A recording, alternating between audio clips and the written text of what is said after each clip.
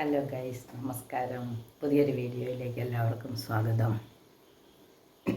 ഇന്ന് ഞാനൊരു മുരിങ്ങ തൈ നടുന്നതിനെ പറ്റിയാണ് പറയുന്നത്. നമുക്കറിയാം, നമ്മുടെ ഇന്ത്യയിൽ 60% ആളുകൾക്ക്, പ്രത്യേകിച്ച് ടീനേജേഴ്സിനും പെൺകുട്ടികൾക്കും വീട്ടമ്മമാർക്കുമൊക്കെ അയൺ ഡെഫിഷ്യൻസി ഉണ്ട്. നമ്മൾ കഴിക്കുന്ന ഫുഡിൽ നിന്ന് നമുക്ക് വേണ്ട അയണിൻ്റെ ഒരു 40% മാത്രമേ കിട്ടുന്നുള്ളൂ. അപ്പം നമ്മൾ ഇലക്കറികളും പ്രത്യേകിച്ച് മുരിങ്ങയൊക്കെ കൂടുതലായിട്ട് കഴിക്കേണ്ട അത് അത്യാവശ്യമാണ്. അപ്പം ഞാനിന്ന് ഒരു മുരിങ്ങത്തൈ നടാമെന്ന് വെച്ചു. അതിൻ്റെ വിശേഷങ്ങൾ കാണാം.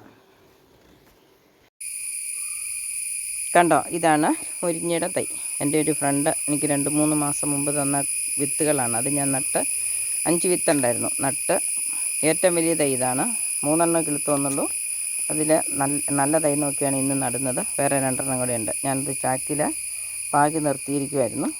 ഇച്ചിരി നേരത്തെ വേണേൽ മണ്ണിൽ നടായിരുന്നു. മഴയുടെ അഭാവം കാരണം മാറ്റി വെച്ച് ഇന്നാണ് അതിനുള്ള സമയം സൗകര്യത്വമെന്ന് കാണാം.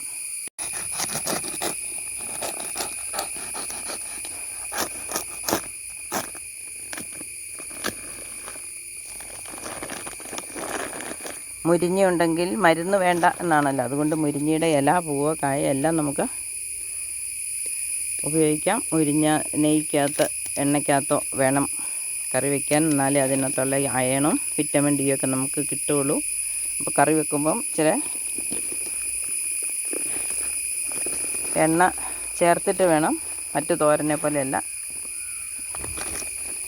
ഇതൊക്കെ നമുക്ക് എല്ലാവർക്കും അറിയുള്ളതാണ്. പിന്നെ നമ്മുടെ ഇന്ത്യയിലെ കുട്ടികളുടെയൊക്കെ കാര്യം എടുത്താൽ 50% കൂടുതൽ ആൾക്കാരും അയൺ ഡെഫിഷ്യൻസി ഉള്ളവരാണ്.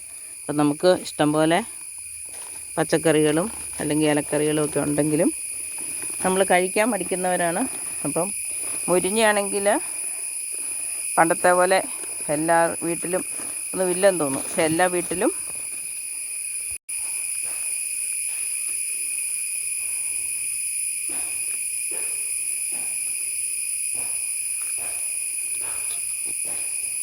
ഇങ്ങനൊരു കമ്പ് നാട്ടി ഒരു താങ്ങ്, ഒരു കമ്പും കൂടെ കൊടുക്കണം അല്ലേ.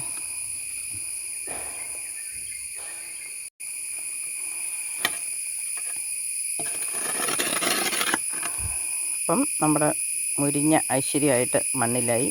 ഇനി നമുക്ക് ഇടയ്ക്കിടയ്ക്ക് മണ്ണും ചാണകവും വളമൊക്കെ ഇട്ട് കൊടുത്ത് പരീക്ഷിക്കാം. 6 മാസം കൊണ്ട് കായ്ക്കുന്നതാണെന്നൊക്കെ പറഞ്ഞത്. പക്ഷേ 6 മാസം കൊണ്ട് കായ്ച്ചില്ലെങ്കിലും അടുത്ത വർഷം ഈ സമയത്തെങ്കിലും പൂവിടുമെന്ന പ്രതീക്ഷയിൽ നമുക്ക് ഇന്നത്തെ വീഡിയോ ഇവിടെ അവസാനിപ്പിക്കാം. ഞാൻ അതിൻ്റെ അപ്ഡേറ്റ് പൂവൊക്കെ ഉണ്ടാകുവാണെങ്കിൽ കാണിച്ചു തരാം.